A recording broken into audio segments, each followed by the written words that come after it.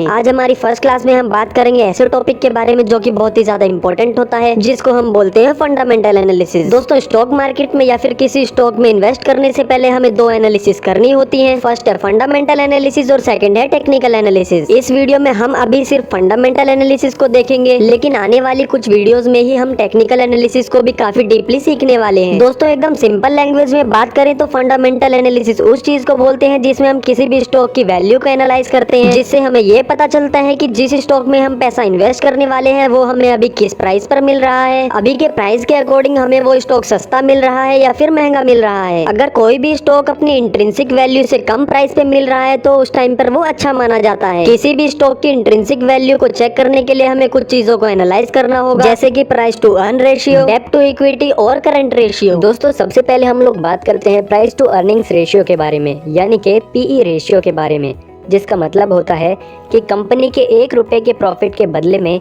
Investors उस company में कितने रुपए इन्वेस्ट करने के लिए तैयार हैं। फॉर एग्जांपल, अगर किसी कंपनी का पीई 20 है तो इसका मतलब ये होता है कि इन्वेस्टर्स 1 रुपए का प्रॉफिट कमाने के लिए उस कंपनी में 20 रुपीज इन्वेस्ट करने के लिए तैयार हैं। इसलिए हम किसी भी शेयर के पीई रेशियो को देखकर ये आसानी से पता लगा सकते हैं कि इस समय कंपनी का शेयर प्राइस ओवर वैल्यू है या फिर अंडर वैल्यू है। अब नेक्स्ट हम बात कर लेते हैं डेब्ट टू इक्विटी के बारे में। इसका मतलब होता है कि कंपनी अपने बिजनेस को एक्सपेंड करने के लिए या तो अपने शेयर्स बेच रही है जिसको हम बोलते हैं इक्विटी, और या फिर लोन लेती है जिसको हम बोलते हैं डेब्ट। इस चीज को एनालाइज करके आप लोगों को ये चेक करना है कि कंपनी ने कितना लोन ले रखा है और कंपनी की लोन चुकाने की कैपेसिटी अच्छी है या फिर बुरी। अगर उसकी लोन रीपेइंग कैपेसिटी अच्छी है तो इसका मतलब है कि वो कंपनी प्रॉफिट जनरेट कर रही है और टाइम टू टाइम अपना लोन वापस चुका रही है। इससे आने वाले टाइम में उस कंपनी का बिजनेस और भी ज्यादा ग्रो होगा और उसके शेयर प्राइस में भी तेजी दिखाई देगी। अब नेक्स्ट हम बात कर लेते हैं करंट रेशियो के बारे में। करंट रेशियो मतलब होता है करंट एसेट्स अपॉन में करंट लायबिलिटीज। इसमें हम कंपनी की करंट वैल्यू देखते हैं, जैसे कि करंट एसेट्स और करंट लायबिलिटीज। फॉर एग्जांपल, किसी कंपनी के एसेट्स 20 है और लायबिलिटीज 10 है तो इसका मतलब उसका करंट रेशियो 2 है, जो कि अच्छा माना जाता है। और करंट रेशियो जितना ज्यादा होता है उतना ही अच्छा माना जाता है। तो दोस्तों, ये तो थे हमारे कुछ रेशियोज जो कि आपको फंडामेंटल एनालिसिस में ध्यान रखने होते हैं। अब सेकंड हम चलते हैं बैलेंस शीट की तरफ। जी हाँ दोस्तों, आप लोगों को फंडामेंटल एनालिसिस के अंदर बैलेंस शीट पढ़ना भी बहुत जरूरी होता है। अब बैलेंस शीट का नाम सुनते ही कई सारे लोग डर जाते हैं कि बैलेंस शीट पढ़ना तो बहुत ही मुश्किल काम होता है, इसको कोई बहुत ही ज्यादा एक्सपीरियंस वाला आदमी ही समझ सकता है। लेकिन अगर मैं आप लोगों को बताऊं तो किसी कंपनी की बैलेंस शीट पढ़ना कोई मुश्किल काम नहीं होता है। आप लोगों को सिर्फ कुछ स्टेप्स फॉलो करने पड़ेंगे। बैलेंस शीट के अंदर जो चीजें आप लोगों को समझने की जरूरत होती है वो होती है sales, profit, total assets, total liabilities और कैश फ्लो। सबसे पहले अगर बात करें सेल्स की तो आप लोगों को ये चेक करना होगा कि कंपनी की सेल्स कितनी है। कंपनी की सेल्स ईयर ऑन ईयर बढ़ रही है या फिर घट रही है, ये भी बहुत ही इंपॉर्टेंट फैक्टर होता है, क्योंकि अगर कंपनी की ईयर ऑन ईयर सेल्स घट रही है तो ये आप लोगों के लिए एक नेगेटिव साइन होगा इन्वेस्टमेंट के लिए। अब सेकंड हम बात करते हैं कंपनी के प्रॉफिट की। अगर कंपनी का प्रॉफिट ईयर ऑन ईयर बढ़ रहा है तो इसका मतलब है कंपनी अच्छा परफॉर्म कर रही है, अच्छा प्रॉफिट जनरेट कर रही है और उसके शेयर प्राइस में तेजी आने के चांसेस बढ़ जाते हैं और ये आप लोगों के लिए पॉजिटिव साइन हो सकता है। अब थर्ड नंबर पर आ जाते हैं टोटल एसेट्स पे। कंपनी के एसेट्स ईयर ऑन ईयर बढ़ने चाहिए ताकि कभी आगे चलकर कंपनी पर कोई दिक्कत आती है और कंपनी को अपने एसेट्स बेचने पड़ जाते हैं तो उस टाइम पर उस कंपनी के पास उतने एसेट्स होने चाहिए कि वो उस टाइम पर उसको बेचकर अपने सारे लोन्स को चुका सके। अब फोर्थ अगर बात करें टोटल लायबिलिटीज के बारे में तो टोटल लायबिलिटीज कंपनी की ईयर ऑन ईयर घटनी चाहिए, तभी वो एक पॉजिटिव साइन माना जाएगा। अब लास्ट आ जाता है कैश फ्लो।